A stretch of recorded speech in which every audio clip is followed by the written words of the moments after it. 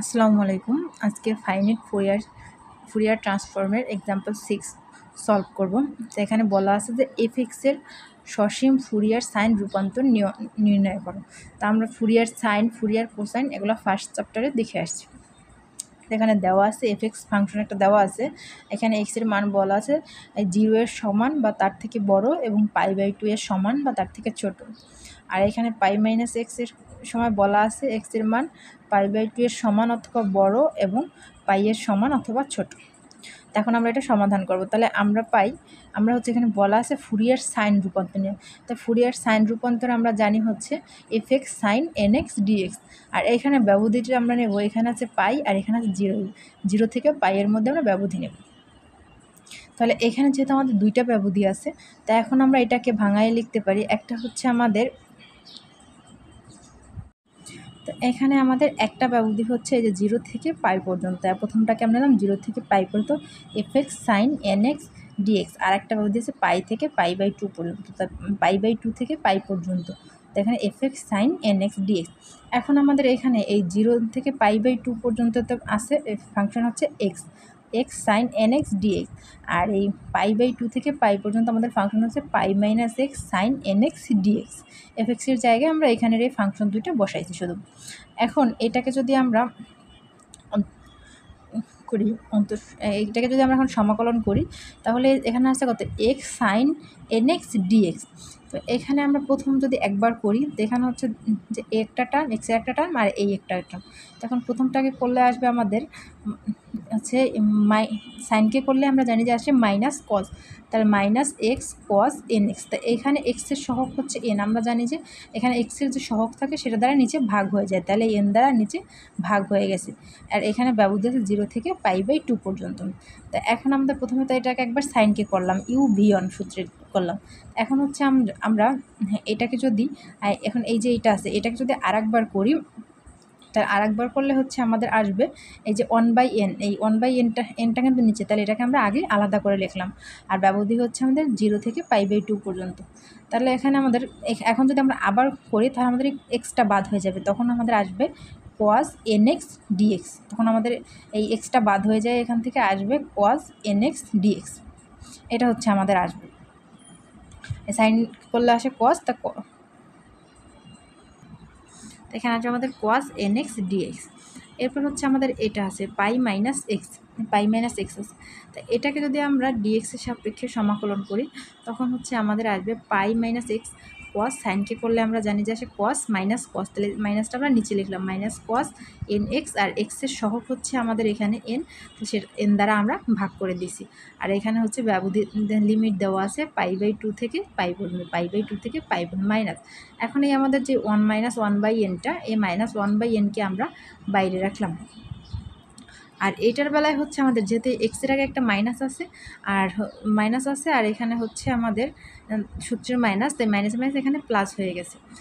আর এখানে হচ্ছে আমাদের এই যে -1/nটাকে আমরা বাইরে নিয়ে আসলাম, তাহলে হচ্ছে আমাদের এখানে থাকে -1/nটাকে বাইরে নিয়ে আসলাম।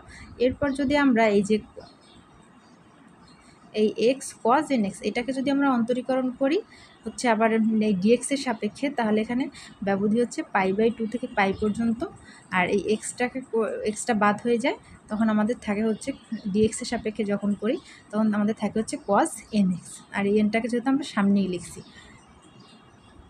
এরপর হচ্ছে আমাদের এখানে যদি আমরা লিমিটটা বসাই, এই লিমিটটা যদি আমরা বসাই, তাহলে এখানে আমাদের আসে এক্সের জায়গায় যদি আমরা বসাই π/2, তাহলে -π আর 2টা আমাদের নিচে আসবে n এর সাথে, -π/2n cos n। আর এক্সের জায়গায় যদি আমরা π/2 বসাই π/2।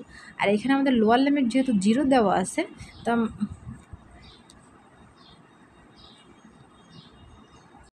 এখানে আমাদের লোয়ার লিমিট যেহেতু 0 দেওয়া আছে, তখন এক্সের জায়গায় 0 বসাবো, তখন এটা 0 হয়ে যাবে, এই জন্য এটা আমাদের দরকার নেই।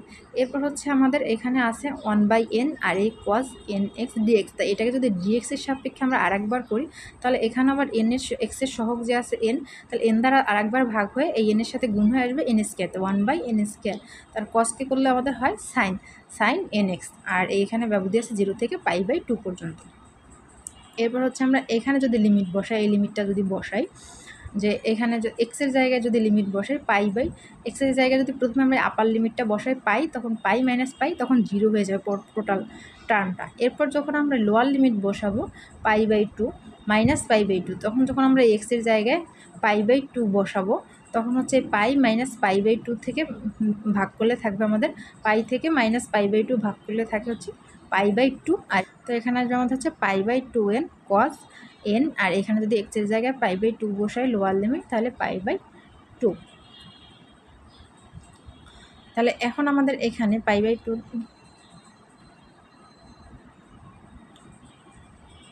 এখানে আছে 1/n। এখন এটাকে যদি আবার এই cos nxটাকে যদি dx-এর সাপেক্ষে করি তাহলে হচ্ছে আমাদের এখানে এক্সের সহগ যে n, এই nটা আর একবার নিচে আসবে, তাহলে 1/n² লিখতে পারি। আর cosকে করলে আসে আমাদের হচ্ছে সাইন, তাহলে আমাদের এসে সাইন nx, আর এখানে বুদ্ধি দেওয়া আছে পাই বাই 2 থেকে পাই পর্যন্ত, পাই বাই 2 থেকে পাই পর্যন্ত। তাই এখানে এই minus pi by 2n cos n pi by 2 plus 1/n²। এখন এখানে যদি আবার আপার লিমিট লোয়ার লিমিট বসাই, তো যখন আমরা আপার লিমিট বসাবো পাই বাই 2 আসবে এক্সের জায়গায়, আর লোয়ার লিমিট 0 বসালে তখন এটা 0 হয়ে যাবে। এরপর আছে pi by 2n cos n pi by 2, এরপর হচ্ছে মাইনাস 1/n² সাইন n পাই। এখানের আপার লিমিট হচ্ছে পাই, তাহলে এক্সের জায়গায় বসা লাগবে সাইন n পাই, আর এখানে লোয়ার লিমিট হচ্ছে আমাদের পাই বাই 2, তাই আপার লিমিট বিয়োগ লোয়ার লিমিট, এই একটা মাইনাস সাইন আর এই যে বিয়োগ লোয়ার লিমিটটা মাইনাস সাইন, মাইনাসে মাইনাসে প্লাস হয়ে 1/n² sine n pi by 2 আসবে। এখানে আমাদের একটা 1/n² sine n pi by 2, আর এখানে আছে 1/n² সাইন n পাই 2, তাহলে 2/n² sine n pi by 2, আর এই একটা হচ্ছে আমাদের প্লাসের, এই একটা হচ্ছে মাইনাসের। এভাবে করে আমাদের এগুলো বাদ হয়ে যায়, -0 লিখতে পারি আমরা। তাহলে এখানে এফ অফ এন ফাংশনটা হচ্ছে আমাদের 2/n² sine n pi by 2। তো আমাদের যে ফুরিয়ার সাইন রূপান্তর নির্ণয় করতে বলছে, তো সসীম ফুরিয়ার, তো এটা আমরা নির্ণয় করছি, এটাই হচ্ছে আমাদের রেজাল্ট।